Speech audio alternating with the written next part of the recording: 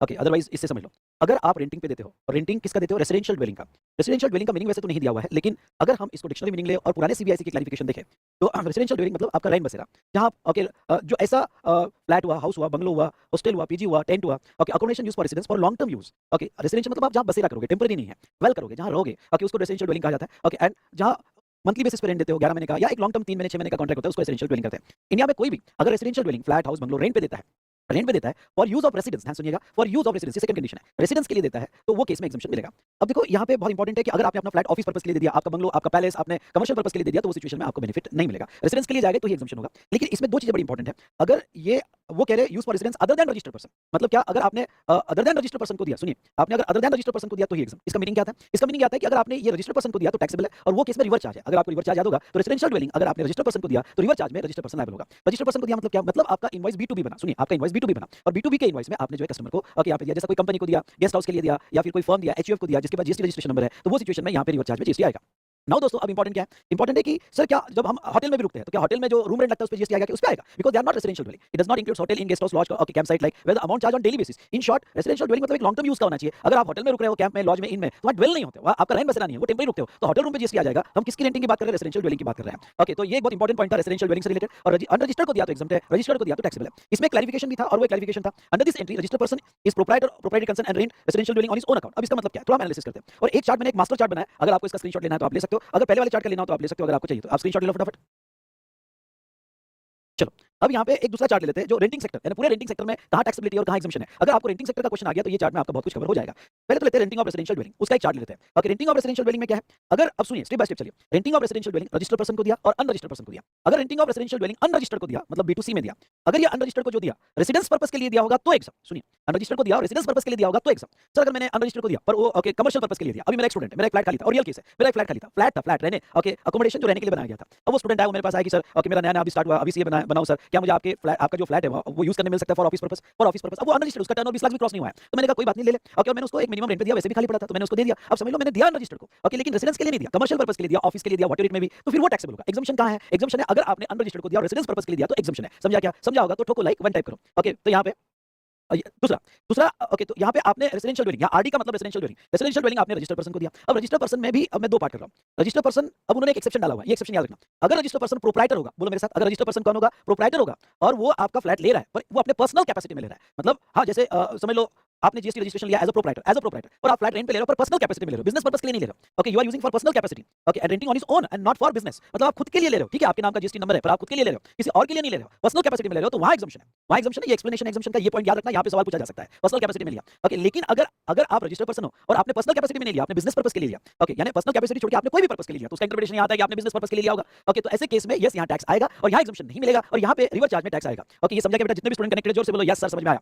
Okay, तो यहाँ पे जो भी अभी लाइव देख रहे होगे या फिर जो बाद में यहाँ पे देखेंगे, लाइक करना मत छोड़ना और अपनी कमेंट जरूर देना। ओके, तो यहाँ तक ये समझ में आया तो टू टाइप करो फटाफट। तो ये था renting of residential dwelling to a registered person. Okay, अब ये जो पूरा डिस्कशन देखा हमने, ओके, अनरजिस्टर्ड को दिया, रजिस्टर्ड में प्रोप्राइटर होगा तो एग्जम्पशन मिल जाएगा, पर्सनल कैपेसिटी में नहीं तो टैक्सेबल होगा और रिवर्स चार्ज होगा। ये तो हमने रेंटिंग ऑफ रेसिडेंशियल ड्वेलिंग देखा। पर समझ लो मैंने ओके मेरी कमर्शियल प्रॉपर्टी रेंट पे दी, like a shop, warehouse etcetera, क्या वो टैक्सेबल है? और वो फॉरवर्ड चार्ज में टैक्सेबल है। मतलब मैं अपनी शॉप रेंट पे देता हूं, मैं अपना ऑफिस रेंट पे देता हूं, ड्वेलिंग ऑफिस रेंट पे देता हूं, तो फॉरवर्ड चार्ज में टैक्सेबल है। I hope you understood. Okay, देखो रिवर्स चार्ज एक ही जगह लगता है, रिवर्स चार्ज जब पढ़ोगे ना ऐसा होगा तो रिवर्स चार्ज, नहीं तो forward. For example residential dwelling होगा, रजिस्टर्ड को दिया होगा, अदर देन प्रोप्राइटर होगा तो रिवर्स। इवन रेसिडेंशियल ड्वेलिंग होगा और आपने अनरजिस्टर्ड को दिया होगा और कमर्शियल के लिए दिया होगा तो यहाँ पे भी फॉरवर्ड लगेगा। ओके, यहाँ ऐसा होगा तो ही रिवर्स, अदरवाइज फॉरवर्ड। तो ऐसे केस में कमर्शियल प्रॉपर्टी आपने रेंट पे दी तो फॉरवर्ड चार्ज लगेगा। ये तो था ओके यहाँ पे रेंटिंग सेक्टर। और बताता हूं रेंटिंग सेक्टर में कहा, अगर आपको याद होगा तो हमने देखा था renting of room precincts of religious place. Okay, temple के आजू बाजू जो प्रीसिंक्ट्स होता है वो रेंट पे देते हो, तो वो उसमें अगर रूम रेंट पे देते हो अप टू 1000 एग्जाम्प्ट है। Okay, per day 1000 per day उसके ऊपर टैक्सेबल है। तो हम रेंटिंग सेक्टर डिस्कस कर रहे थे, वो भी एक रेंटिंग है। Okay, renting of room in hospital, अगर रेंटिंग की बात है तो हमने एक और एक पैरामीटर देखा था हॉस्पिटल वाला। अगर आपको हॉस्पिटल वाला याद होगा तो रेंट हॉस्पिटल में अगर रूम रेंट पे दिया अप टू रुपीस 1000 होगा तो exam. Okay, rent more than 1000 होगा तो वो टैक्सेबल होगा, other than ICU ICU etcetera. And very important part, hotel inn guest house lodge में अगर रेंट पे होगा ओके तो वो रेजिडेंशियल ड्वेलिंग नहीं माना जाएगा और फुली टैक्सेबल होगा। ये कंप्लीट चार्ट है, आपको स्क्रीनशॉट लेना है तो आप ले सकते हो, ये कंप्लीट चार्ट का, और आपने बना लेना। पर ये रेंटिंग सेक्टर का पूरा कंप्लीट चार्ट है, इसमें पूरा रेंटिंग सेक्टर कवर हो जाता है, कहां टैक्सेबिलिटी आएगी, कहां एग्जम्पशन होगा, ये सब कुछ इसमें आ जाएगा। मजा आया होगा तो एमजेड टाइप करो। एजुकेशनल इंस्टीट्यूशन होगी, आई रिपीट, आपकी एजुकेशनल इंस्टीट्यूशन होगी। ओके, अब एजुकेशनल इंस्टीट्यूशन होगी तो इसको दो वे में एग्जम्पशन दी है, service provided by and service provided to. Okay, service provided to, ये जो एजुकेशनल इंस्टीट्यूशन है ये सर्विस देगी और ये सर्विस लेगी। तो अब देखो क्या कहते हैं, एजुकेशनल इंस्टीट्यूशन है क्या? Pre school and higher and secondary school. Okay, India की सारी स्कूल, प्री स्कूल और higher and secondary school, public हो, प्राइवेट हो, इंटरनेशनल हो, वो एजुकेशनल इंस्टीट्यूशन मानी जाएगी। या कॉलेजेस यूनिवर्सिटीज और institution providing education for obtaining qualification recognised by law, या इंडिया का कोई भी कॉलेजेस यूनिवर्सिटीज जिसको रिकॉग्नाइज किया गया है, या इंस्टीट्यूशन इंक्लूडिंग हमारी सीएसईएमएस सीएस इंस्टीट्यूशन जिनको रिकॉग्नाइज किया गया है फॉर प्रोवाइड, ये बहुत इंपॉर्टेंट है, जिनको रिकॉग्नाइज किया गया है for providing education for obtaining qualification and that qualification also recognised by law. दो रिकॉग्नाइजेशन जरूरी है। पहला रिकॉग्नाइजेशन, ओके, तो पहला रिकॉग्नाइजेशन क्या है? तो पहला रिकॉग्नाइजेशन है कि वो जो भी एजुकेशन दे रहा है, ओके, जो भी एजुकेशन दे रहा है कॉलेजेस यूनिवर्सिटीज इंस्टीट्यूशन, वो भी ऑथराइज चाहिए, रिकॉग्नाइज चाहिए, और जो क्वालिफिकेशन दिया जा रहा है वो भी रिकॉग्नाइज चाहिए, और recognize by Indian law not by foreign law. Okay, recognize by law का मतलब recognize by Indian law not by foreign law. Approved vocational courses of NCVT और एनसीवीटी, ओके, सो बहुत सारे यहाँ पे आईटीआई कोर्सेज है of NCVT SCVT, national council vocational okay training courses या state council vocational training courses. तो NCVT और NCVT के एम्प्लॉय यहाँ पे एम्प्लॉय स्किल प्रोग्राम्स होते हैं उनके। तो अप्रूव्ड वोकेशनल कोर्सेज, और मैं आपको कहूँ क्या, बस इतना याद रखना, अप्रूव्ड वोकेशनल कोर्सेज आपको एनसीवीटी दिखा या एससीवीटी दिखा, नेशनल काउंसिल वोकेशनल ट्रेनिंग या स्टेट काउंसिल दिखा, तो बस समझ जाना कि वोकेशनल कोर्सेज रिकॉग्नाइज है। और लास्ट वाला वो क्या कहते हैं, सेंट्रल या state educational board, okay, central और state educational board to the extent of conduct of examination to the student, यानी जो ये एसएससी बोर्ड होता है या सेंट्रल बोर्ड होता है सीबीएसई बोर्ड, ओके, इनकी उतना ही पार्ट जो वो एग्जाम लेते हैं, उतना ही पार्ट जो वो एग्जाम लेते हैं, तो ये 4 ईआई माना जाएगा, एजुकेशनल इंस्टीट्यूशन माना जाएगा, और इन 4 लोगों को ही एग्जामिशन है, इसके अलावा और किसी को एग्जामिशन नहीं है। तो अब exemption available only for supply service if educational institution supplied the goods to student like stationery. हां, ये थोड़ा मैं बाद में लेता हूं, ये बाद में लेता हूं। तो ये 4 ही सर्विसेज को एग्जामिशन है। अगर कोई प्राइवेट ट्यूशन क्लासेस ले रहा है तो प्राइवेट ट्यूशन क्लासेस को कोई एग्जामिशन नहीं है, ओके, वो ईआई में आना चाहिए तो एग्जामिशन है। एग्जामिशन क्या है? एग्जामिशन मेनली 2 एग्जामिशन है, ओके, यहाँ पे 2 एग्जामिशन है। पहला, एनी सर्विस, कोई भी service, okay, supplied to student faculty और स्टाफ, कोई भी सर्विस दो, anything provided to student faculty और स्टाफ, तो exam like education fees, lab charges, transportation, catering और व्हाटएवर द सर्विस प्रोवाइडेड। पर सर्विस किसको होनी चाहिए? स्टूडेंट को होनी चाहिए, फैकल्टी को होनी चाहिए, स्टाफ को होनी चाहिए, तो एग्जाम है। और service by way of conduct of examination against entrance fees, मतलब बहुत सी बार आईआईएम अहमदाबाद वगैरह हुआ एंट्रेंस एग्जामिनेशन लेता है, तो अगर कोई कॉलेजेस यूनिवर्सिटीज एंट्रेंस एग्जामिनेशन लेती है, ओके, तो उसकी जो एंट्रेंस फीस है वो एग्जाम रहेगी, ओके। तो क्या है, ओके, 2 ही एग्जामिशन इनको मिलेगा if they provide service provided by the educational institution. एक तो एनी सर्विस को बहुत बड़ा है, कोई भी सर्विस स्टूडेंट फैकल्टी और स्टाफ को दिया जाए, और दूसरा एंट्रेंस एग्जामिनेशन लिया गया जिसका एंट्रेंस फीस चार्ज किया गया, एग्जाम है। इसके अलावा अगर ये ईआई बाकी कोई भी सर्विसेज देता है तो टैक्सेबल। अब इसके अलावा कोई भी सर्विस देता है, मतलब any service provided to person other than student faculty और स्टाफ, स्टूडेंट फैकल्टी और स्टाफ छोड़ के बाकी किसी को भी सर्विस दिया तो टैक्सेबल। एग्जांपल के तौर पे auditorium of school given to others for seminar, placement services to corporate sector, franchise services, okay, बहुत सी बार स्कूल फ्रेंचाइजी देती है, एंड नंबर ऑफ सर्विसेज। इसके अलावा कोई भी सर्विसेज वो अगर देता है तो उसके केस में टैक्स आएगा। स्टूडेंट फैकल्टी और स्टाफ और एंट्रेंस फीस में टैक्स नहीं आएगा। समझा क्या? समझा होगा तो जोर से 1 टाइप करो, समझा होगा तो जोर से 1 टाइप करो, वेरी गुड, ओके। तो ये हमने देखा regarding to educational services provided by educational institution. तो आप जब ये एग्जामिशन पढ़ोगे तो सबसे पहले who should be EI, EI कौन, वो देख लेना। उसके बाद में ईआई में ये जो है यहाँ पे कौन सी सर्विस एग्जाम है, कौन सा टैक्सेबल है, ओके। प्राइवेट कोचिंग क्लासेस का एग्जामिशन नहीं है, पर ख्याल है ये एग्जामिशन सिर्फ सर्विस को है, यानी अगर स्कूल कॉलेज वगैरह सर्विस देती है बाय वे ऑफ एजुकेशन तो उसको एग्जामिशन है, ओके। तो अब यहाँ पे अगर स्कूल कॉलेज सर्विस ने गुड सप्लाई करती है, गुड सप्लाई मतलब स्टेशनरी सप्लाई कर रही है, यूनिफॉर्म सप्लाई कर रही है, तो उसको एग्जामिशन रहेगा क्या? नहीं, ये एग्जामिशन गुड्स का नहीं है, ओके, ये एग्जामिशन गुड्स का नहीं है, ये एग्जामिशन सर्विस का है। I hope you understood, I hope you understood, okay. उसके बाद में नेक्स्ट अगर हम देखें तो ये था service provided by educational institution, by educational institution. उसके बाद में हम सेकंड देख रहे हैं service provided to educational institution. हां, ओके, ये जो एजुकेशनल इंस्टीट्यूशन कुछ सर्विसेज लोगों से लेगी तो उनको भी एग्जामिशन दिया गया। अब कुछ सर्विसेज लोगों से लेगी तो उसको एग्जामिशन क्या दिया है, तो देखो ये थोड़ा केयरफुली लर्न करके जाना। आई रिपीट, ये थोड़ा केयरफुली लर्न करके जाना। अगर ट्रांसपोर्टेशन ऑफ स्टूडेंट फैकल्टी और स्टाफ, पहली बात तो ट्रांसपोर्टेशन, किसका ट्रांसपोर्टेशन? स्टूडेंट फैकल्टी और स्टाफ का ट्रांसपोर्टेशन। अगर ये सर्विस होगी जो प्राइवेट कॉन्ट्रैक्टर दे रहा है, या कैटरिंग सर्विस होगी including mid day meal, anganwadi का मिड डे मील वगैरह, ओके, वो भी, तो कैटरिंग में मिड डे मील भी आ जाएगा, और security, cleaning and housekeeping service, ये 3 सर्विसेज किसी प्राइवेट पर्सन से स्कूल लेती है, और ये एग्जामिशन सिर्फ पहले कैटेगरी को है, स्कूल को ही है। ये exemption only supply to school. School अगर ये 3 सर्विसेज लेती है तो एग्जाम, ओके, बाकी नहीं, बाकी नहीं। तो यहाँ ध्यान रखना, ओके। प्रॉब्लम ऐसा आ सकता है कि ये सर्विसेज कॉलेजेस ने ली, ये सर्विसेज यूनिवर्सिटीज में ली, नहीं, वहाँ एग्जामिशन नहीं, स्कूल लेती है तो ये एग्जाम। दूसरा supply online educational as a journals और periodical, online journals periodical subscribe किया गया, और ये ऑनलाइन जर्नल्स और पीरियडिकल कॉलेजेस लेता है, सुनिएगा, only supply to colleges universities recognized by law, यानी ये सेकंड कैटेगरी वाला लेता है तो ही एग्जाम, ओके, अदरवाइज नॉट। तीसरा यहाँ पे, okay, service relating to admission to और कंडक्ट ऑफ एग्जामिनेशन, मतलब क्या, okay, service relating to admission और कंडक्ट ऑफ एग्जामिनेशन कंडक्ट करने के लिए इवैल्यूएटर अपॉइंट किया गया, एग्जामिनर अपॉइंट किया गया, पेपर चेकर अपॉइंट किया गया, ओके, जो भी सर्विसेज एग्जाम पर्पस के लिए। हाँ, अब ये 5th नंबर का जो है, ओके, ये 5th नंबर का किसी ने भी लियो, यानी exam supply to all educational institution. ये ऐसा एरो बता दो, ये एरो बता दो कि ये जो एग्जाम रहेगा 5th वाला, ये 5th वाला टू ऑल, सबके लिए एग्जाम रहेगा। मतलब ये सर्विस एडमिशन टू और कंडक्ट ऑफ एग्जामिनेशन, ये सर्विस स्कूल वालों ने लिया, कॉलेज वालों ने लिया, अप्रूव्ड वोकेशनल कोर्स वालों ने लिया, या फिर यहाँ पे, ओके, बोर्ड ने लिया, तो सबके लिए एग्जामिशन रहेगा। ये हमने देखा बेटा एजुकेशनल इंस्टीट्यूशन। लेकिन ये तो मैंने रिवाइज करवा दिया, आपका पूरा ब्रशअप करवा दिया एक अच्छे फॉर्मेट में। पर ओके, मैं आपको कहूंगा कि ये एग्जामिशन चैप्टर के जो मेन एग्जामिशन है, एक बार रेगुलर मैथ भी पढ़ लेना और इससे रिलेटेड क्वेश्चन भी सॉल्व कर लेना, ठीक है। अब उसके बाद में कुछ यहाँ पे सर्कुलर दिया है, ओके, एक maritime training institute and their training course are approved by DG of shipping will duly recognised under provision of merchant act and therefore उनको एग्जामिशन मिलेगा। यानी मैरिटाइम ट्रेनिंग इंस्टीट्यूट होगा तो वो रिकॉग्नाइज्ड इंस्टीट्यूट मानी जाएगी, और वो रिकॉग्नाइज्ड इंस्टीट्यूट मानी जाएगी क्योंकि वो अंडर दिस एक्ट रिकॉग्नाइज्ड है, तो वो अगर कोई एजुकेशनल सर्विस देगी तो एग्जामिशन रहेगा। Definition of educational institute includes anganwadi, anganwadi मतलब नर्सरी प्री स्कूल होता है, and hence serving of food to anganwadi shall also cover under exemption whether sponsored by government और प्राइवेट ऑर्गेनाइजेशन। जो फूड दिया जा रहा है, ओके, वो आंगनवाड़ी को दिया जा रहा है, वो प्राइवेट दो या गवर्नमेंट दो, कोई भी दो। अगर कैटरिंग सर्विस फिर वो गवर्नमेंट की हो या प्राइवेट की हो, अगर स्कूल को दिया गया तो एग्जामिशन में रहेगा।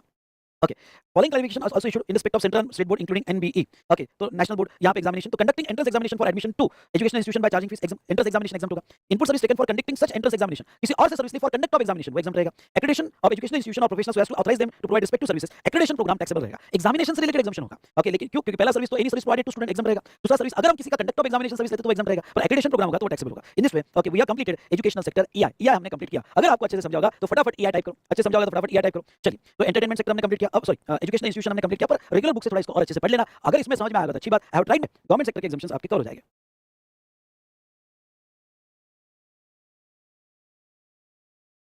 हाँ, अब थोड़ा मैं आपको ये समझाना चाहूंगा, जस्ट अ मिनट। तो यहाँ गवर्नमेंट सेक्टर का एग्जाम्पशन देखो, service provided by central government, state government, union territory या लोकल अथॉरिटी। इसको मैंने दो पार्ट में डिवाइड किया, इनकी जनरल एक्टिविटी और इनकी कुछ स्पेशल एक्टिविटी। हाँ, इनकी जनरल एक्टिविटी और इनकी कुछ स्पेशल एक्टिविटी। अब इनकी जनरल और स्पेशल एक्टिविटी में यहाँ पे क्या, तो यहाँ पे पहले मैं इनकी कुछ स्पेशल एक्टिविटी बता देता हूँ, ये नाम मैंने दिया है, तो स्पेसिफिक सर्विसेज या स्पेशल एक्टिविटी। अब यहाँ पे एग्जाम्पशन पढ़ते वक्त आपको क्या इंटरप्रिटेशन होगा, एग्जाम्पशन पढ़ते वक्त ये इंटरप्रिटेशन होगा कि अगर गवर्नमेंट ये सर्विसेज देती है तो वो केस में टैक्स आएगा और वो फॉरवर्ड चार्ज में आएगा। बोलो, ये स्पेशल एक्टिविटी में गवर्नमेंट अगर सर्विसेज देती है तो टैक्स आएगा और वो यहाँ पे फॉरवर्ड चार्ज में आएगा। सबसे पहले तो गवर्नमेंट कहती है यहाँ पे services supplied by department of post. Department of post की services, I repeat, department of post की सर्विसेज टैक्सेबल होगी, पर उसमें उन्होंने दो बाइफर्केशन किया। अगर सारे एग्जाम्पशन आप एक साथ पढ़ लेते हो तो पहला, डिपार्टमेंट ऑफ पोस्ट की सर्विसेज जो टैक्सेबल रहेगी उसमें ओके यहाँ पे कुछ एग्जाम रहेगी, कुछ टैक्सेबल होगी। क्या एग्जाम रहेगी, जो उनकी बेसिक सर्विसेज है। तो सीरियल नंबर 24C में post card, inland letter, book post और ऑर्डिनरी पोस्ट जहां वेट लेस देन 10 ग्राम है, यानी कोई इन्वॉल्व वगैरह ऑर्डिनरी पोस्ट है जहां वेट 10 ग्राम से नीचे है, तो अगर ये बेसिक सर्विसेज है तो वो एग्जाम रहेगी। पर इसके अलावा डिपार्टमेंट की सारी सर्विसेज टैक्सेबल होगी। All other services like speed post, जो department of post speed post service दे रहा है, express parcel post, life insurance और एजेंसी सर्विसेज एक्सेट्रा, ओके, वो टैक्सेबल हो जाएगा। दूसरा, अभी उन्होंने एक और ऐड किया है, और इसमें ऐड किया है यहाँ पे एक एक्सेप्शन जो अभी का अमेंडमेंट है, okay, services by ministry of railway, okay, services by ministry of railway, ministry of railway, railway bracket में इंडियन रेलवे, ब्रैकेट में इंडियन रेलवे। तो अब जो है यहाँ पे ओके, तो इंडियन रेलवे कोई भी सर्विसेज देगी, आई रिपीट, इंडियन रेलवे कोई भी सर्विसेज देगी तो ये फॉरवर्ड चार्ज में टैक्सेबल होगा। Okay, any services by Indian railway, okay, ये पढ़ के जाना, any services by Indian railway, तो नाउ वो टैक्सेबल होगा और रिवर्स चार्ज में नहीं, वहां फॉरवर्ड चार्ज में टैक्सेबल होगा। तो आपके चार्ट में ये ऐड कर देना, इंडियन रेलवे वाला, पोस्ट वाला होगा आपके चार्ट में, इंडियन रेलवे वाला होगा तो अच्छी बात है, नहीं तो आपको ये ऐड करना पड़ेगा जो मैंने रेगुलर क्लास में चार्ट बनवा के दिया था। उसके बाद में गवर्नमेंट की services in relation to aircraft या वेसल हो, इनसाइड और outside the precincts of port और एयरपोर्ट। पोर्ट और एयरपोर्ट पे गवर्नमेंट कोई भी सर्विसेज शिप को या एयरक्राफ्ट को देती है तो वो टैक्सेबल होगा। और गवर्नमेंट की गुड्स या passenger transport service subject to exemption of transport sector, तो गवर्नमेंट की अगर गुड्स और पैसेंजर ट्रांसपोर्ट सर्विस होगी और वो ट्रांसपोर्ट सेक्टर में एग्जम्पशन नहीं किया होगा तो उस पर भी टैक्स आएगा। तो all of services supplied by government या local authority to any person, मतलब किसी को भी दिया हो, पब्लिक को दिया हो, बिजनेस एंटिटी को दिया हो, are taxable, and this services are taxable under forward charge. This services are taxable under forward charge, इसलिए मैंने इसको स्पेशली कर दिया, इसलिए स्पेशल किया कि ये गवर्नमेंट की सर्विसेज, पोस्ट की कुछ सर्विसेज को छोड़कर अभी इंडियन रेलवे की सारी सर्विसेज, वेसल और एयरक्राफ्ट से रिलेटेड सर्विसेज या गुड्स और पैसेंजर ट्रांसपोर्ट सर्विस जहां टैक्सेबल है, ओके, ये सर्विसेज गवर्नमेंट की टैक्स आएगा और वो फॉरवर्ड चार्ज में आएगा, वो फॉरवर्ड चार्ज में आएगा, यहाँ कोई रिवर्स चार्ज नहीं होगा। किसी को भी सर्विस दे, पब्लिक को दे, छोटे बच्चे को दे तो भी जीएसटी, स्पीड पोस्ट छोटे बच्चे को दे, या passenger transport AC class first class railway में छोटे बच्चे को दे तो भी आएगा, तो भी आएगा। इन सिंपल वर्ड ये देखा हमने, इसलिए मैंने इसको अलग ही कर दिया।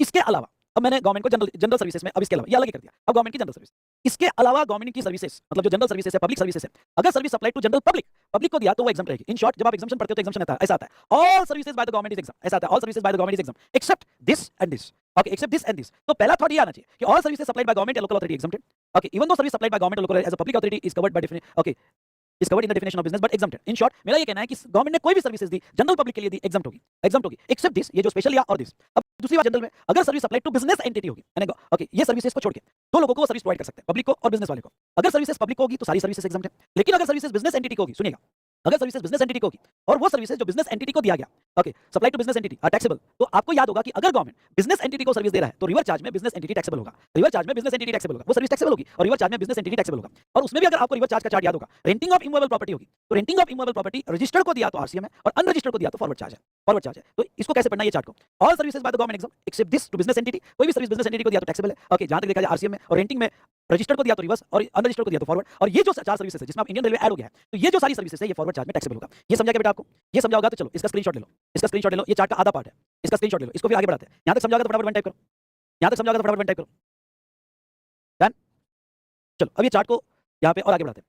तो other exemption service provided bye government या लोकल अथॉरिटी, तो और एग्जाम्पशन क्या दिया है, तो इसको मैंने तीन कैटेगरी में डिवाइड किया है। पहला जो गवर्नमेंट सेक्टर को दिया है, यानी सर्विस प्रोवाइडेड बाय गवर्नमेंट और लोकल अथॉरिटी, टर्नओवर बेस्ड और वैल्यू बेस्ड एग्जाम्पशन, मतलब अगर गवर्नमेंट ने सर्विस दिया और वो सर्विस बिजनेस एंटिटी को दिया और जो बिजनेस एंटिटी को सर्विस दिया उसका aggregate turnover of preceding financial year below threshold होगा, तो ऐसे केस में करंट ईयर में इस बिजनेस एंटिटी को जो भी सर्विस दिया वो यहाँ पे टैक्सेबल नहीं होगा, वो एग्जम्प्ट होगा। जस्ट लाइक अ लॉयर, जैसे लीगल सर्विस ऐसे बिजनेस एंटिटी को दिया जिसका टर्नओवर बिलो थ्रेशोल्ड है इन प्रीसीडिंग फाइनेंशियल ईयर तो एग्जम्प्ट है, वैसे गवर्नमेंट को दिया। अगर मैं बिजनेस एंटिटी को दिया होगा गवर्नमेंट सर्विस, गवर्नमेंट ने सर्विस एंटिटी को दिया जिसका टर्नओवर बिलो थ्रेशोल्ड है इन प्रीसीडिंग फाइनेंशियल ईयर तो एग्जम्प्ट है, वैसे गवर्नमेंट को दिया। अगर मैंने किसी छोटे बिजनेस एंटिटी को दिया होगा गवर्नमेंट सर्विस, गवर्नमेंट ने सर्विस दिया होगा, छोटे बिजनेस एंटिटी को दिया है, मानते हैं कि बिजनेस एंटिटी को दिया तो रिवर्स चार्ज लगता है, बिजनेस एंटिटी को दिया तो रिवर्स चार्ज लगता है, पर जो बिजनेस एंटिटी को दिया उसका aggregate turnover preceding financial year में अगर बिलो थ्रेशोल्ड होगा तो वो केस में जीएसटी नहीं आएगा, एग्जाम। लेकिन ये एग्जाम्पशन स्पेशल केस में एप्लीकेबल नहीं है और रेंटिंग ऑफ इमूवेबल प्रॉपर्टी में एप्लीकेबल नहीं है। मतलब क्या, मतलब अगर आपकी बिजनेस एंटिटी, ओके, ये सर्विसेज यानी ये सर्विसेज, ये जो हमारी स्पेशल एक्टिविटी है और ये चार सर्विसेज इंक्लूडिंग इंडियन रेलवे, अगर ये चार सर्विसेज बिजनेस एंटिटी को दिया तो वो केस में टैक्स आएगा और फॉरवर्ड चार्ज में गवर्नमेंट देगी, फॉरवर्ड चार्ज में गवर्नमेंट देगी। या रेंटिंग ऑफ इमूवेबल प्रॉपर्टी है और अनरजिस्टर्ड को दिया तो फॉरवर्ड चार्ज में गवर्नमेंट देगी। यानी ये जो हमने दिया कि भाई छोटे बिजनेस एंटिटी को सर्विस दिया तो एग्जम्पशन मिलेगा। ओके, छोटा मतलब जिसका एग्रीगेट टर्नओवर फाइनेंशियल ईयर में बिलो थ्रेशोल्ड है तो एग्जम्पशन मिलेगा। तो ये जो हमारा स्पेशल केसेस वाला क्लॉज है या हमारा रेंटिंग वाला क्लॉज है, यहाँ वो एप्लीकेबल नहीं होगा। ओके, और ये छोटे बिजनेस एंटिटी को दिया तो फॉरवर्ड चार्ज में जीएसटी आएगा।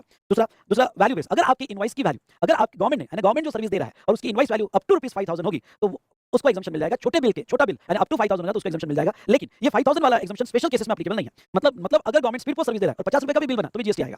अगर वो ट्रांसपोर्टेशन सर्विस दे रहा है और एसी टिकट अगर ₹1000 की होगी तो भी जीएसटी आएगा। इन शॉर्ट ये ओके स्पेशल जो केसेस है, तो ये जो ₹5000 पर इनवॉइस वैल्यू वो स्पेशल केस में एप्लीकेबल नहीं होगा। चलिए, ये गवर्नमेंट सेक्टर के टर्नओवर बेस और वैल्यू बेस एग्जम्पशन हमने देखे। उसके बाद में registration testing certification base एग्जम्पन। Okay, यानी अगर आपको कोई भी फीस लगती है for registration under any act, जैसे मोटर व्हीकल एक्ट में रजिस्ट्रेशन फीस लगी, आपकी कार की वगैरह किसी भी एक्ट में अगर आपको रजिस्ट्रेशन फीस लगती है तो उस रजिस्ट्रेशन फीस पे जीएसटी नहीं आएगा। ओके, या आपको पैसा गवर्नमेंट को देना पड़ेगा, गवर्नमेंट आपको रजिस्ट्रेशन का पैसा लेती है तो उस रजिस्ट्रेशन पे जीएसटी नहीं आएगा। Government testing, calibration, safety check okay या certification for protection of safety of worker, consumer या पब्लिक ऑफ एट लार्ज, मतलब फायर सेफ्टी का गवर्नमेंट ओके चेक करवाती है, फूड टेस्टिंग करवाती है, कैलिब्रेशन वगैरह करवाती है, तो गवर्नमेंट उसका जो पैसा लेगी उसके ऊपर टैक्स नहीं आएगा। उसके बाद में service by of issuance of passport का पैसा गवर्नमेंट लेती है, वीजा, ड्राइविंग लाइसेंस, बर्थ और डेथ सर्टिफिकेट का पैसा गवर्नमेंट लेगी, उसके ऊपर जीएसटी नहीं आएगा, एग्जम्पशन मिलेगा। और गवर्नमेंट सेक्टर के कुछ अदर इंपॉर्टेंट एग्जम्पशंस। ओके, अगर गवर्नमेंट नेचुरल रिसोर्सेज के राइट्स दे रही है okay to farmer for agriculture purpose, okay natural resources के राइट्स दे रही है टू एग्रीकल्चर पर्पस, तो ऐसे केस में वो जो गवर्नमेंट रॉयल्टी लेगी उसके ऊपर जीएसटी नहीं आएगा। Service provided by one department of government या one local authority to another department of government और लोकल अथॉरिटी, तो ओके जीएसटी नहीं आएगा। पर एक्सेप्शन हमारी जो स्पेशल केसेस है वहां जीएसटी आएगा। लेकिन वो हमारी ओके यहाँ पे ये जो स्पेशल केसेस है इसको छोड़ के अगर एक गवर्नमेंट डिपार्टमेंट दूसरे गवर्नमेंट डिपार्टमेंट को या एक लोकल अथॉरिटी दूसरे लोकल अथॉरिटी को सर्विस दे रहा है तो वो केस में एग्जम्पशन मिल जाएगा। उसके बाद में merchant over time charges charge by custom department for inspection of cargo, तो वो जो है उसके ऊपर एग्जम्पशन मिल जाएगा। और liquidated damages charge by non performance of contract, बहुत सी बार गवर्नमेंट आपको कॉन्ट्रैक्ट दे रही है रोड कंस्ट्रक्शन का ये या वो जो भी कॉन्ट्रैक्ट दिया गवर्नमेंट ने और आपने वो परफॉर्म नहीं किया तो गवर्नमेंट आपके ऊपर चार्जेस लगाती है, वो चार्जेस जो लिक्विडेटेड डैमेजेस गवर्नमेंट लगाती है तो उसको ओके यहाँ पे एग्जम्पशन मिल जाएगा, उसके ऊपर जीएसटी नहीं आएगा। तो चलिए, ये जो सेकंड वाला पार्ट है इसका भी स्क्रीनशॉट ले लो और कोशिश करना ओके बुक में से पढ़कर एक बार ये चार्ट है मैंने यहाँ एक चार्ट में कवर कर value base exemption, turnover base exemption, registration base exemption सारा मैंने यहाँ पे दिया है, तो आप अकॉर्डिंगली अपने हिसाब से